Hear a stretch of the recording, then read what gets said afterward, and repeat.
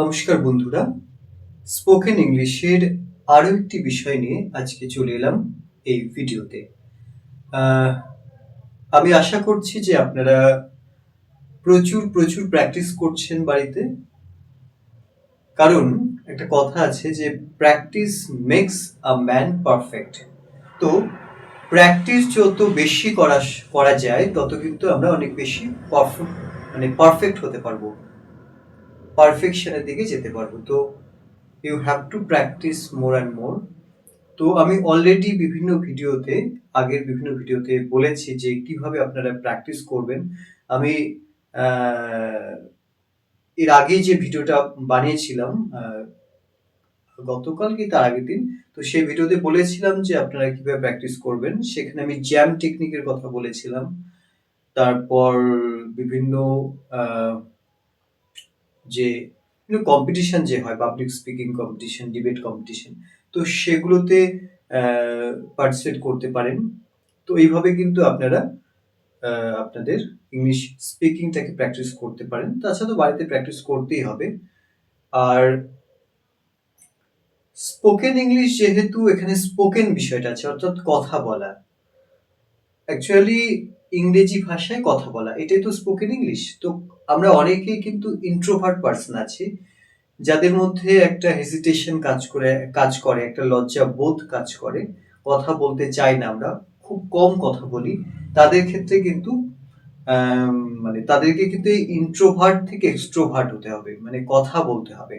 কারণ কথা বলাই হচ্ছে মানে প্রধান বিষয়। তো কথা বলা প্র্যাকটিস করা, এবং সেটা ইংরেজিতে। তো we have to speak more and more. And if we are an introvert person, we have to be extrovert. So how we can be an extrovert person? We see that so many persons are introvert in nature. They they don't want to speak to any person.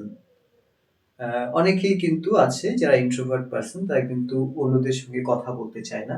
তো তাদের উদ্দেশ্যে আমি একটা কথা বলবো যে আপনাদেরকে কিন্তু কথা বলতেই হবে। আপনাদেরকে একদম ডিসাইড করে নিতে হবে যে মানে এই যে সমস্যাটা, কথা বলতে পারছি না, ইন্ট্রোভার্ট, তো এই সমস্যাটাকে কাটাতে হবে, কথা বলতে হবে। হ্যাঁ, ভয় পাওয়া চলবে না। যত বেশি প্র্যাকটিস করা যাবে, কথা বলার প্র্যাকটিস, তত কিন্তু আমরা এই ভয়টাকে কাটাতে পারবো। আমাদেরকে নতুন জায়গায় যেতে হবে। We have to go to the new places and we have to talk with the new people, new persons, and we have to make new friends.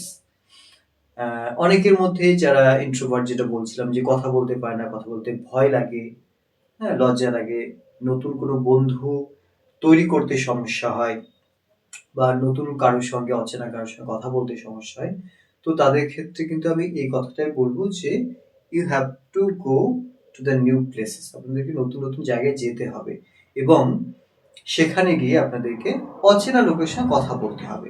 তাহলে কি হবে, আপনাদের মধ্যে যে ভয়টা কেটে যাবে, আপনারা অনেক বেশি ফ্রি হতে পারবেন। You can be more free and frank to talk with a new person. তো এই বিষয়টাই আজকে বলার ছিল। তো অনেক অনেক ধন্যবাদ। সকলে প্র্যাকটিস করতে থাকুন এবং স্পোকেন ইংলিশে আরো অনেক বেশি ইমপ্রুভ করুন।